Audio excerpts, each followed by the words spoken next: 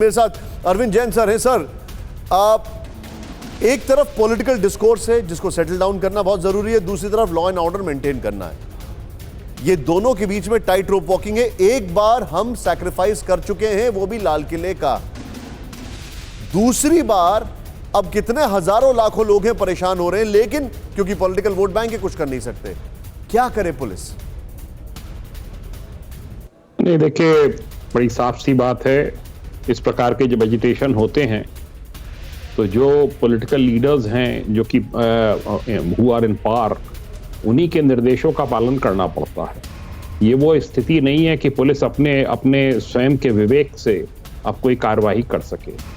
इसमें जो है उनको स्पष्ट निर्देश जो मिलेंगे उसी के आधार पर कार्रवाई होगी। ये एक अनफॉर्चुनेट सिचुएशन दिल्ली के बॉर्डर्स पर डेवलप हो गई है, जिसको कि अब पॉलिटिकली और वार्ता के क्रम में, जैसा कि अभी निशांत जी आपने कहा, इसको हैंडल करना चाहिए, लोगों को समझाना चाहिए।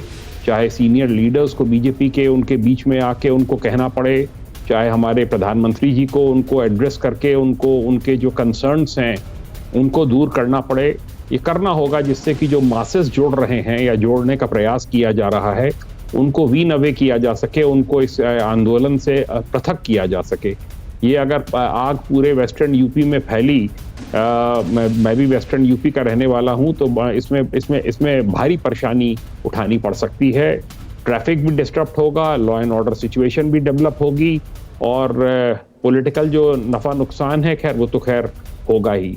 ये बड़ा स्पष्ट रूप से इसमें जो अपोजिशन पार्टीज हैं उनका जी। लेकिन एक बात बताइए, मैं बहुत आपसे बहुत डायरेक्ट सवाल पूछ रहा हूं। अगर किसी नेता का नाम वायलेंस में आता है और उस नेता को अरेस्ट करने पुलिस जाती है, भले ही वो किसान नेता हो या ट्रेड यूनियन का नेता हो या किसी भी मोहल्ले का नेता हो, कोई भी हो, अगर उसको पुलिस अरेस्ट करने जाती है और इमोशनल अपील करते वो रोने लग जाता है और फिर भीड़ इकट्ठा हो जाती है, तो क्या किया जाए?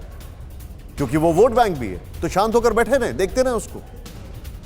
नहीं, ऐसा नहीं है। हो सकता है और भी केसेस रजिस्टर हों। पुलिस एक अपॉर्चून मोमेंट का इंतजार करती है जिससे कि आंदोलन भड़के भी नहीं और गिरफ्तारी भी हो जाए।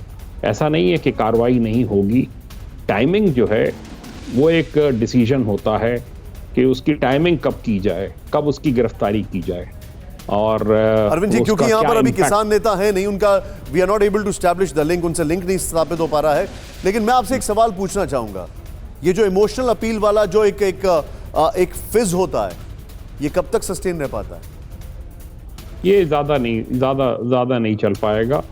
मुझे मालूम है इनकी कितनी स्टैंडिंग है, क्योंकि लोकल्स वहां पर अब रिवोल्ट कर रहे हैं, लोकल्स नाराज हो रहे हैं। वो करेंगे ही। वो शाहीन बाग में लोगों को दिक्कतें शुरू हो गई थी, ईस्ट दिल्ली में दिक्कतें शुरू हो गई थी।